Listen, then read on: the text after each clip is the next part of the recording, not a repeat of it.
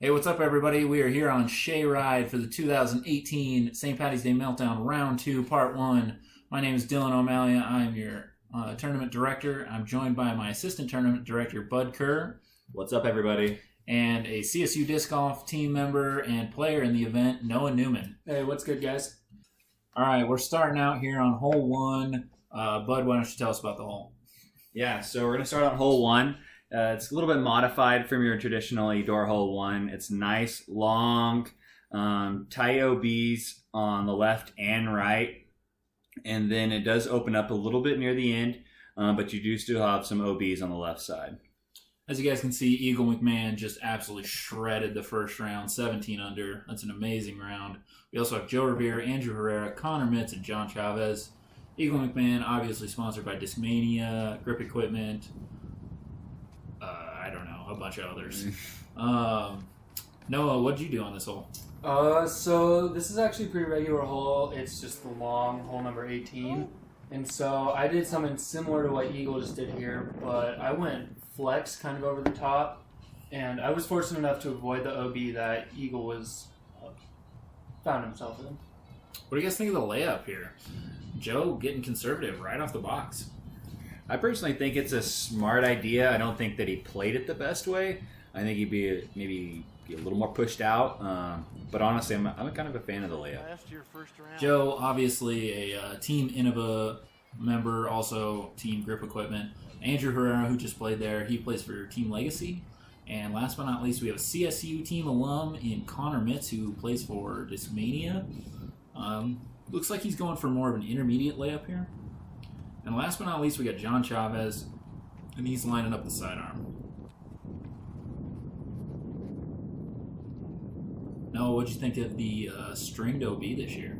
The strings actually looked really nice. Everything was nice, roped off, and it was very clearly marked. There really wasn't much room for error or confusion, which was super big positive, and it just made it for really easy communication, really easy rulings.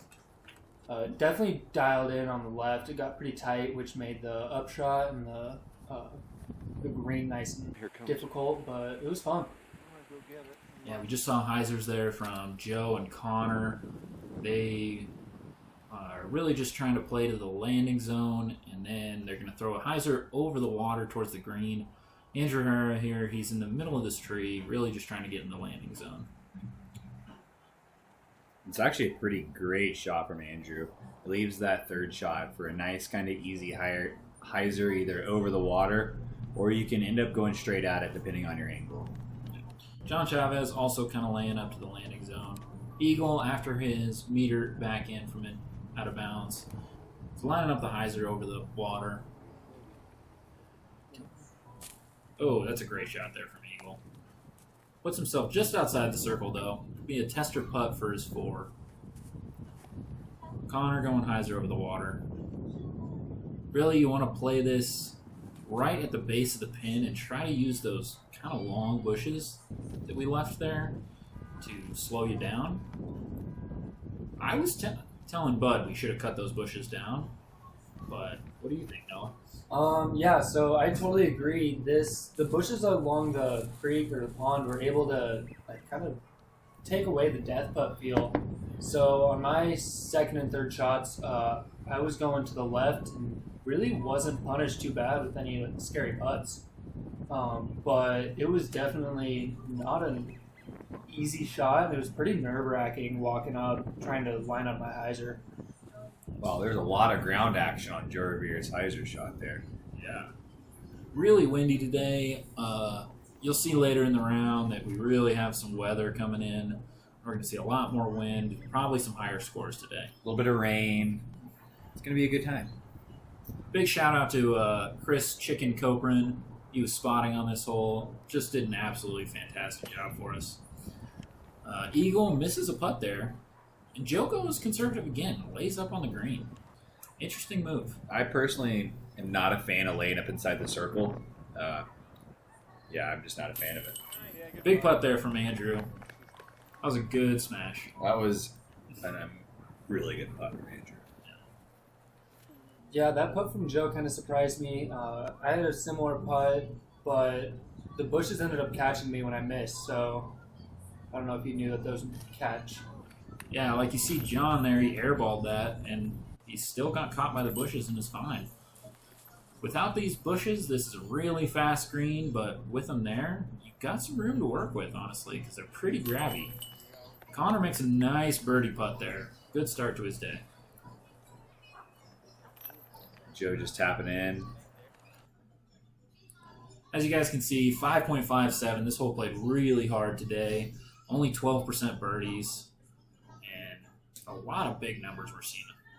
We're on to hole 2. Sponsored by Gilded Goat Brewing Company. Big shout out to those guys. They were awesome. We did our awards ceremony there. Super easy to work with. I love those guys over there. And great beer. Yeah. We got Connor Mitz on the box. I think he's throwing his S-Line MD3. Just going straight at it. This hole, why don't you tell us about this hole, bud? Yeah, just a nice 250-foot uphill shot. Most people just take like a backhand approach, either with a mid-range putter, or some people do opt for the sidearm. But yeah, I prefer just the nice mid-range backhand shot straight up the gut.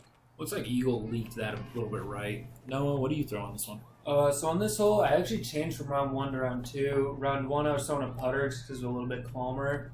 And then on round 2, I disked up to an MD3, which kind of took on the wind a little bit better, and just I was able to trust it a little bit more. Nice. Looks like Andrew's going with a mid, maybe a putter. He throws pretty far. Looks like he's slid a little bit long right. Should have a look. That's pretty much the worst thing you can do for this hole is to push it right or carry it a little long and put you in those pine trees and just have kind of a tough outcoming putt.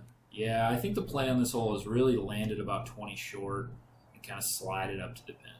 Yeah, as we can see, Eagle is the furthest out, but he has an open putt, and I'm interested to see what the other guys are looking at in those trees. Good putt from the Eagle there, getting his day going with birdie on hole 2. See, this is Joe just having nothing inside those pines. This is Andrew, same story, just... Oh, he makes a great putt from out of there.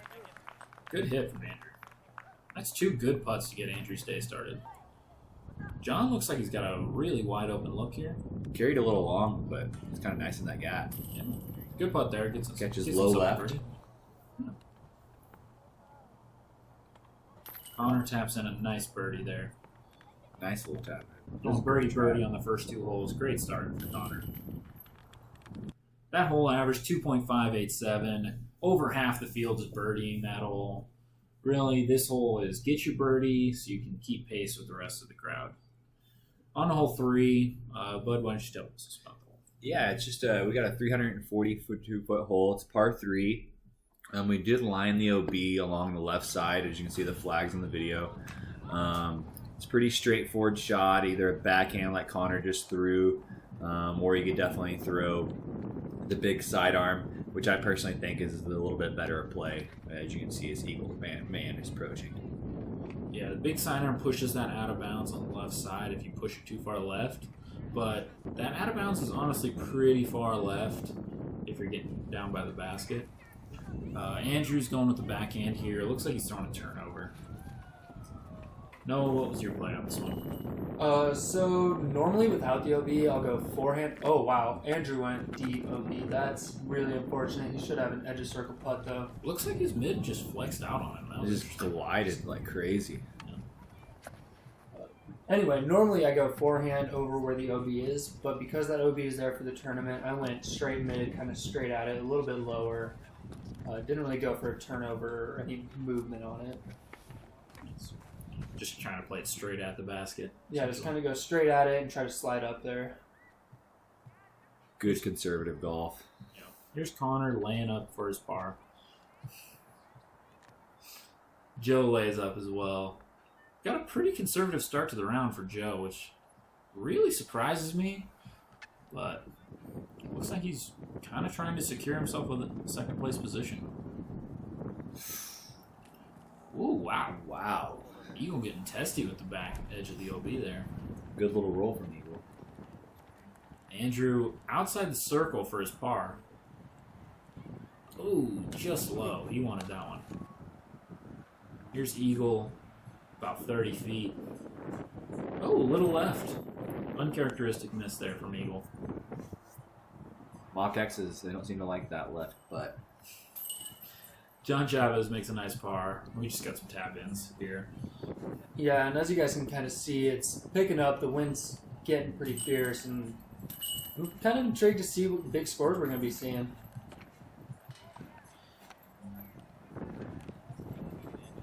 That hole averaged over par for round 2, which I thought was pretty surprising because I think it's one of the easier holes in the course. But obviously our lead group, 2 bogeys and 3 pars. On hole 4 here, sponsored by Josh Lambright. Big shout out to him. He's the former president now of the CSU Disc Golf Club. And Bud, why don't you tell us about the hole? Yeah, so we're starting out here at hole 4. 742 feet. It's pretty straightforward. There is OB on the right, and there's a Mando on the left as well. Definitely trees intermixed to kind of catch a frisbee. But it is basically just a long hole. The green is a little guarded as well, but it's mostly fairly open. There's a Mando on the left that you have to navigate to the right of. It really shouldn't come into play, but it's possible. Noah, what are you doing here? So I'm basically trying to do what all 3 of our first guys did and just kind of get up there and to the right of the Mando. If I can get past it, great, but I'm not trying to pump anything out there too far. Just trying to set myself up for a pretty easy second shot. Try to get out of here with my birdie. Eagle's just ripping on one of his PD2s, it looks like. Wow. He just crushes this past the Mando. That's an absolute mash. I don't think I've even dreamt of throwing that far, but he just did, so that's cool. That's Eagle for you. Everyone dreams. Here comes Andrew. Looks like you got this one a little bit high. That's an interesting play to me because it looks like it may have brought the trees on the right into play, which I was trying to avoid. They can be a little tricky, especially if you take those trees onto the right. It creates a really hard up. Yeah, in this approach, there is a slope that goes from the left to the right. So a hyzer that kind of checks up into the green is really the best play. That looks like what Andrew's lining up here.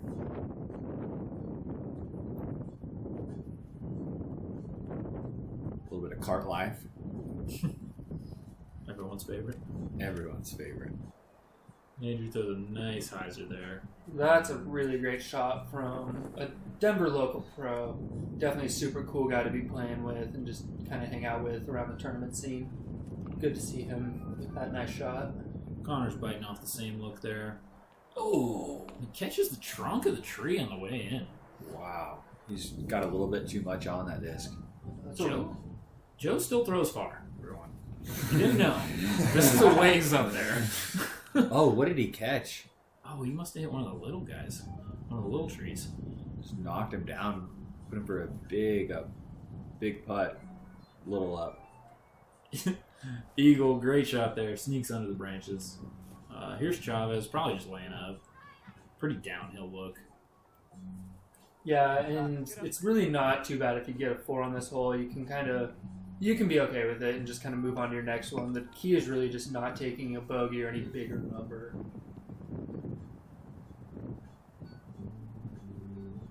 Looks like the air got a hold of that one. Here comes Andrew. This is for a birdie.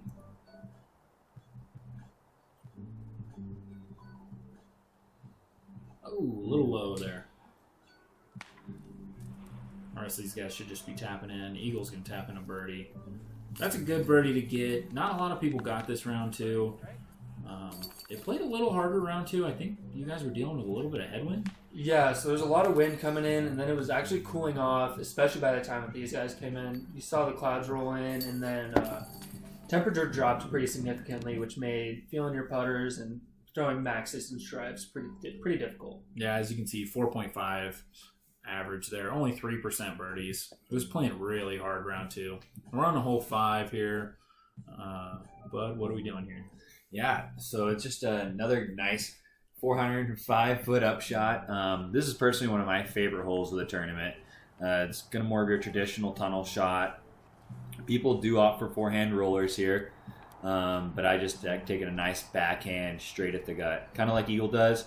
I think he turns it over just a little too much. Kind of puts himself right at the basket. Yeah, and yesterday Eagle actually went OB deep, so it's weird to see him overcorrect. Definitely, that may have been in his mind still. Yeah, I really didn't expect anyone to have that that trail come into play back deep left of the basket, but I guess Eagle problems going long on this 400-foot tunnel shot.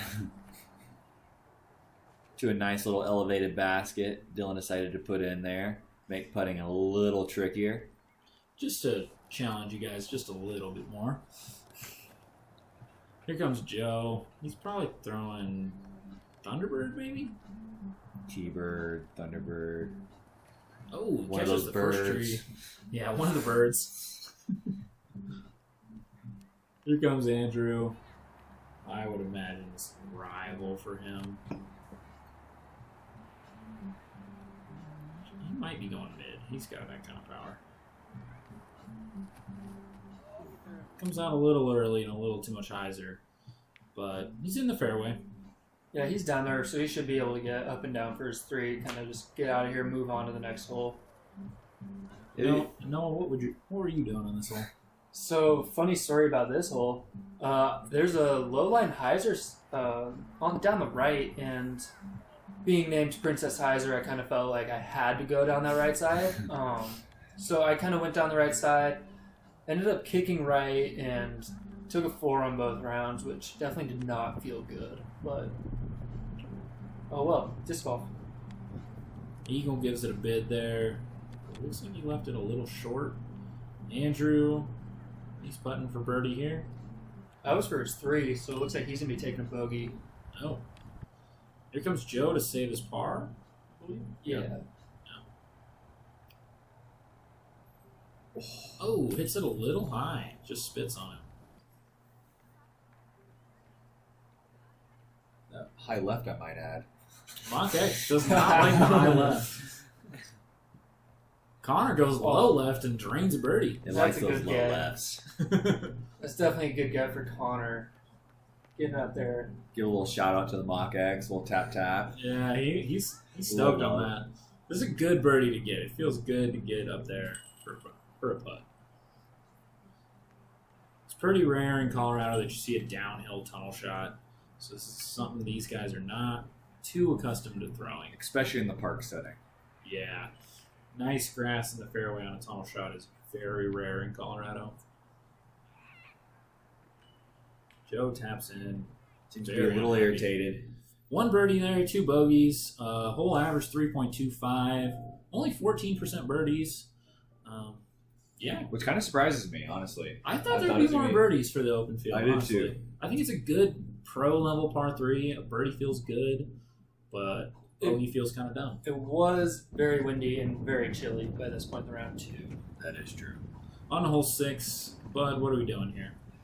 Yeah, so this is definitely more of a crush, either Anheuser, big flex shot. As you can see, most of the top pros are going to do, or you can just play that nice, straight finish to the left hyzer. Be a little more conservative route. But it is a nice big hole, 620 feet, right down that. It's kind of a creek, and then the green plays, I think, a little bit more open than it did last year. But that's just me. The green is a little bit farther, and that was an unbelievable crush from Eagle we just saw. That's probably 200 feet past the intended landing zone. But it's Eagle. These things happen. He throws far. Noah, what did you do? So I played this hole probably about 15, 20 minutes before these guys did. I was a couple cards behind them. But I did what I thought was perfect, and I got to the landing zone. I got to the far end of the landing zone, but I was still about 150, 200 short of where Eagle is. But yeah, I just got to the landing zone and then took out my trusty gator, got up and down, took my birdie, and then moved on. Oh, wow. Nice. It's a good 3 to get. This one is a good pro level par 4. You have to throw a really big tee shot to make your second shot easy. And if you catch any of these early trees, this hole is going to turn to be very difficult because the approach to the green is pretty tight, as we'll see. Here we got Andrew. He's throwing a big hyzer to the green. Look like he ripped on that. Yeah, it's a long way to the green from where he was. Looks like it came up a little bit short. Oh, that got a weird roll. I don't know what it hit, but definitely wasn't a bad shot from where he was. Looked like he may have been pinned down underneath a little bit. Chavez going with the lower line hyzer here, probably looking for a little bit of a skip. Looks like he came up a little short. Here we got Connor lining up the hyzer as well. Pretty traditional way to play this hole is a big turnover backhand for righties, and then a big towering hyzer, which challenges the last tree that you see to the left of the basket. That was an absolute fabulous shot by Connor Mitz. Joe going spike hyzer gator. And something kind of interesting happens here. He loses his disc, so he has to rethrow from that lie. Yeah, really unfortunate for Joe. We hate to see that happen. It's a really, really tough way to take strokes. And here's where Eagles' drive landed, which still doesn't make sense, but... Wow, that's probably the best drive. That's incredible. Yeah, it has to be 600. Oh, at least. I'm speechless after that. Joe makes a good circle's edge putt there, but he obviously very frustrated after the lost disc penalty. The Eagles lining up a birdie putt here. And he makes good. Nice. That's a good birdie to get. That's the Dillian O'Malley special right there. Everyone's favorite basket here. Yep. Yeah, this basket's about half the size of all the other ones on the course. As you can see by Chavez's putt, kind of just like Just rolling flops in. its way in there. It just kind of works, but definitely super grateful to have all the baskets out here so we can utilize the entire park. Definitely not expecting that going into the weekend, but it was a good treat. Yeah, I love playing the backside of Eudora. And it just, yeah, a little more old growth trees, a little better fairways. Just, I love it over there. Yeah, that whole average 4.365, less than 10% birdies, over 30% bogeys. Really was playing hard for round two. We're on to hole 7 here. Bud, why don't you tell us what we're doing? Yeah, so we do have an AM and a pro pad for this hole. That pro pad is pushing about 500 feet. We did move it back from last year in the traditional spot, of being a little bit closer and being a real traditional par 3. We decided we wanted to make more of a par 4 out of this hole. And so, yeah, we pushed it all the way back to the road. And, yeah, I personally like the hole a lot better. What'd you think of it, Noah? I was very pleasantly surprised with this hole. This being my first time playing the tournament, wasn't too sure what to expect when we were setting it up. But I went with something like the opposite of what Eagle did. I threw a backhand hyzer to line up a backhand hyzer onto the green. Okay. It was definitely a good play for me, being Princess Hyzer. But yeah, it was a very good hole. This green is super tricky. Dylan, what was your thought process going into that one? The green was... We've always made this green really tight, and we were really trying... Last year, this was basically just everyone took a 3 on this hole. We were really trying to turn this into a 2-shot hole. And so now if you throw a great tee shot, it really makes the upshot really easy. And Joe just absolutely smashed the thumber there. That was crazy. That's absolutely massive. That might have been better than Eagle's shot, which was Eagle's And Eagle almost put perfect. a perfect shot out there. So a shot here ideally is going to finish to the right into this clearing and kind of set up a straight approach with a putter to the green. Connor's going a little sidearm into the landing zone, and he honestly pushed it a little left of where he probably wants to be. I think he wanted a little more movement to the right. Yeah. Andrew's going for the green from there, which is a Wow. that was a great shot from there from Andrew. Wow. I think he knows what he's doing. He seems like he's kind of figured out this disc golf thing. he has definitely established his position. He's a top pro in Colorado. Yeah, Connor throws an approach there. Great shot. He really played that hole well. He wasn't in position to go for the green from his tee shot. He set himself up for an easy par. As you can see here with Chavez just dropping, that creek does draw disc down, and that OB line is elevated a little bit, so it is a little bit tricky to get over that spot. Yeah, basically what looks like the dead or long grass here is the line, and then there is a line behind with the trail or sidewalk back there, and then there's a line way left that really doesn't come into play. But yeah, if you drop short of the basket, you have to come back to this side and play because it's where you crossed out of bounds. So Chavez is not setting up well. Not very happy about that. Connor is lining up his par putt here. That's a good. putt for Connor. Here's Andrew for birdie. Good putt there. That was a great putt. And then Eagle and Joe looks like they're just going to be tapping in. Definitely great drives and then good up shots. Definitely earned that birdie. If you throw a great drive on this hole, it makes the upshot very routine. But if you really don't find the landing zone, this hole can get very difficult. Because you really want to get your birdie here. Average on that hole is 4.33, 23% birdie, 25% bogey, which is really what I'm looking for. I want 20% birdie, 20% bogey, and the rest par. We're on hole 8 here. Bud, what are we doing with this one? Yeah, so it's just I personally like this hole. It's just a nice, almost, you really want to get this birdie for sure. You can either go sidearm route. Most people honestly don't take the sidearm route, or you can throw the backhand hyzer, which I think is the preferred shot. Yeah, but our lead card's going to show us a little bit different because I do throw mostly sidearms here. Yeah, I find it interesting that I see a lot of people taking the sidearm route, which I really don't think sets up the skip all that well. And the backhand is basically wide open. Noah, what'd you do on this one? Yeah, so again, you guys are asking Princess Hyzer what they're going to be doing on a hyzer hole. I go with the backhand hyzer. Sets up really nicely for the skip. And then definitely, oh, that was a nice skip from Joe. Gets him right inside the circle. But yeah, no, I got up inside the circle, just outside both of my rounds. And then got away with my 2 and then saved a 3 on my second round. But yeah, just nice easy backhand hyzer as we see Connor doing here. Get to a nice easy putt and then just kind of try to get out of here with little to no damage. There's OB deep that may come into play. We kind of saw that with Eagle's forehand, but most people don't really have that problem because we don't throw 400 or 500 foot sidearms.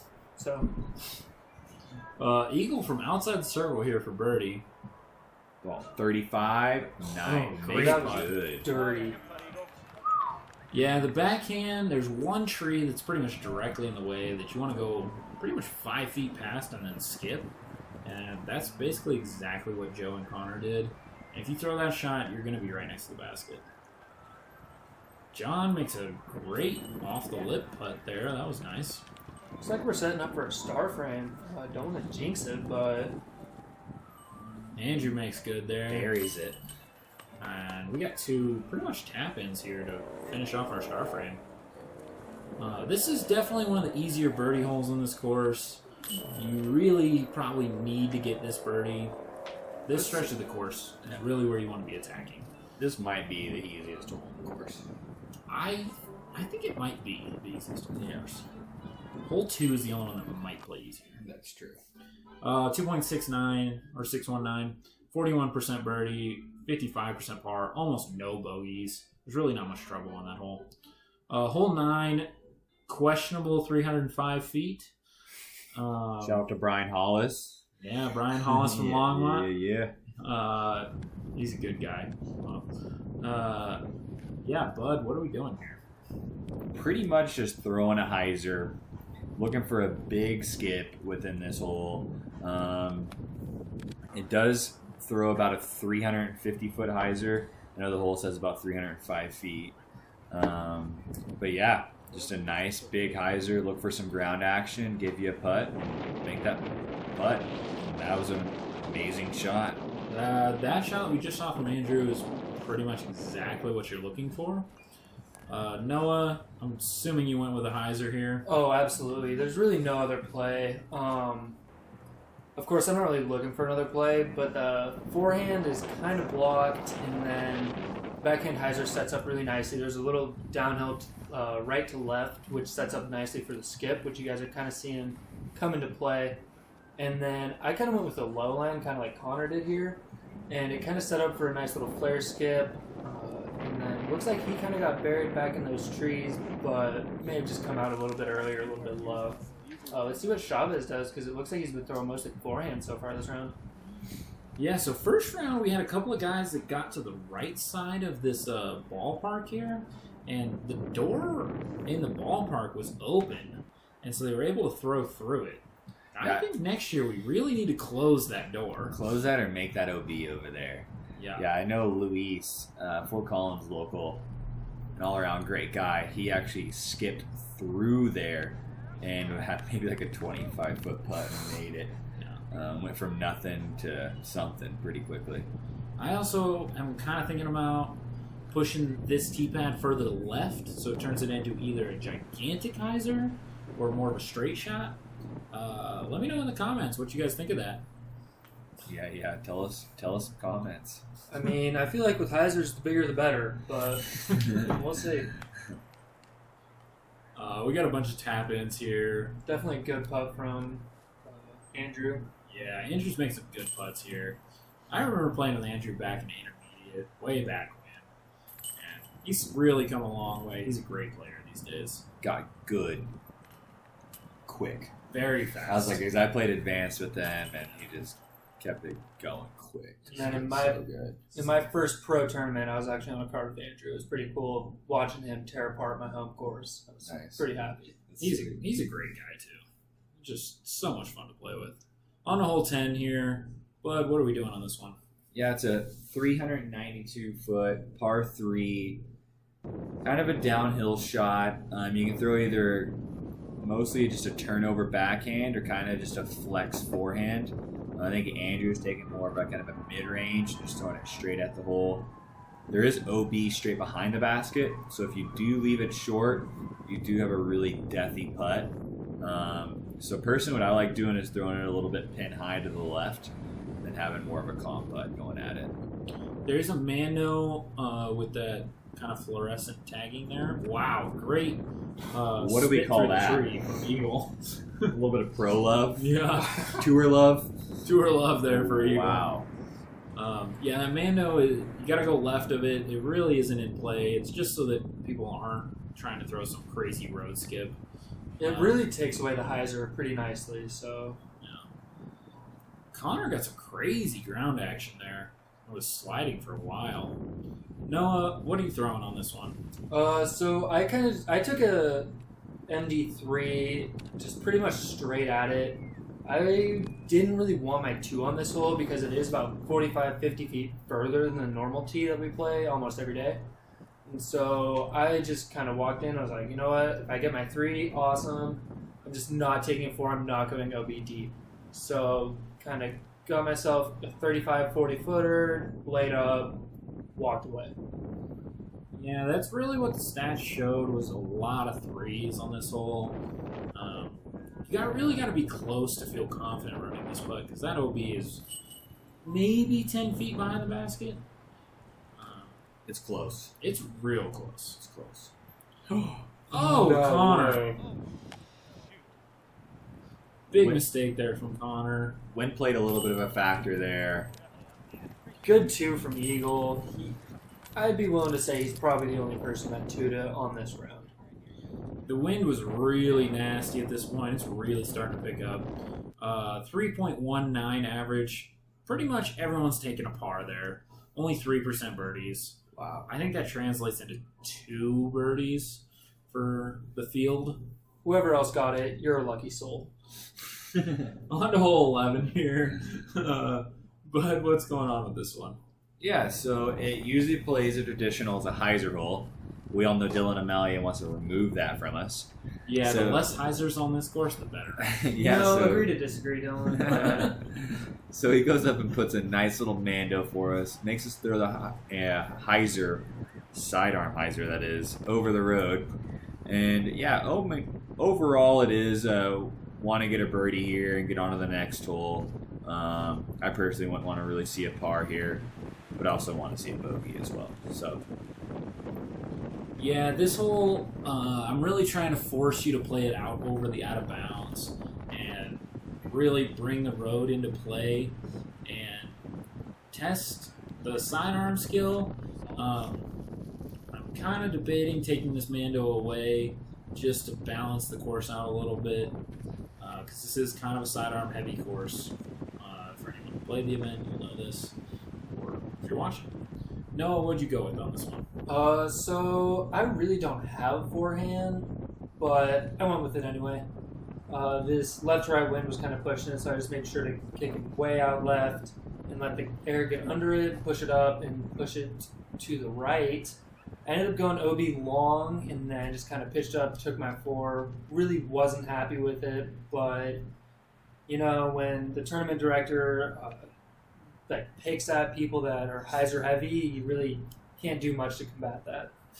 now let's take note that Connor Mitch just went through the Mando and the tree to the left of that. Yeah, So made it a straight hole instead of a. So I like that. there is Well a straight done, Mitch. gap there. It was a great shot from Connor. There's a straight gap there that is objectively a tiny gap. I agree. Definitely some good 2s dropping in. Very impressive to see, especially in these conditions. It's getting really cold. We can see everyone has a jacket on and a windbreaker, so it's really getting pretty uncomfortable outside. So 2 birdies there and 3 pars. Just over par average on that. I thought that hole would average under par, but it's pretty much the stroke separation that I wanted. 20% birdie, 20% bogey, the rest par. Which kind of surprises me, honestly, because I really thought that would be a kind of a more of a I thought birdie that would be a birdie hole. hole. Yeah. We're on a hole 12 here. Bud, what are we doing on this one? Yeah, it's a pretty much plays as a 400-foot hole since you do have a little bit of uphill in this. A lot of people do opt for the sidearm or just that straight backhand shot. You do have pines on left, right, behind, kind of all around. Really grabby, but all around just a great hole. Pin position is a little tricky. It can kind of be of a difficult up if you do catch those early pines. Yeah, so this hole is basically 400 feet, dead straight. If you can just throw a 400-foot laser beam, this hole's probably pretty easy. That's true. Noah, what'd you do here? Oh, whoa, wow. Andrew, going out of bounds long. That's pretty impressive considering he was able to go out of bounds long. There's a lot of trees that block your route going out there, but you know, should be a pretty easy 3 from him at that line. Looks like he was pretty close. Oh, Chavez does the too. same Wow. I went turnover kind of at this pine tree to the left, the very first one that you see. I think it's the shot that Connor opts to take most of the time. Yeah, so I did something similar to that. Tried to kind of flirt with that on Anheuser. Didn't work out too well during the tournament, but what are you going to do? You're just going to have to roll with it. Looks like there's a strong headwind. So I'm surprised his disc didn't flip there. I wonder what he was throwing. Looks like Connor put that on a lot of hyzer there. That'll do it. Eagle throwing straight through a pine tree again. Him and those pine trees seem to get along. They really are getting along this round. Yeah. Really might just be like his Boulder vegan thing going on. Maybe just his one with the trees. Of course a vegan would say that. Connor laying up for par there. This is Chavez for his par save just outside the circle. Oh, he just puts it a little high there. That's a tough putt to come back and make after you go out of bounds. Especially with that wind. Yeah, the wind's really starting to kick up at this point. Eagles trying to save par, I believe. Yeah, this is for his 3. Oh, a little low. Uncharacteristic miss from Eagle there. Seemed a little confused, honestly, after that one. Yeah, I think he was pretty confused when this doesn't go in. Yeah. At this point in this game, I agree. Great putt there from Andrew. Really solid. Yeah, definitely a good 3 save if you go and be on this hole. Not the hardest to make that putt, but it definitely feels good. And in this wind, it gets pretty tricky, so good to see him come back and make that putt. Here's Joe for par, I believe. Hopefully one of these years we can get by the St. Patty's Meltdown being perfect weather all Early March in Colorado, who knows? You never know for sure. You never But you can only hope. Only 4% birdies there. That hole played really hard for round 2. It was I think it was a stiff headwind, which just made the whole play really difficult. Wow. So we had 2 bogeys and 3 pars. Not a lot of birdies on that hole. Like maybe 2 to 3 people. And I think that's all we have for part 1, round 2. I'd like to thank Bud Kerr, my assistant tournament director, for everything he did. And I'd like to thank Noah Newman for coming in and sitting in with us. And his volunteer work. Go Rams. Just want to give a big shout out to the CSU Disc Golf Club. Go Rams, baby. Yeah, support the CSU Rams Disc Golf Club. And if you want, you can follow me on Instagram, newman.noah27. Feel free. A little self-promotion there from Noah Newman. Come back for part 2 of round 2, guys. We'll see you then. All right. Love you guys. See you later.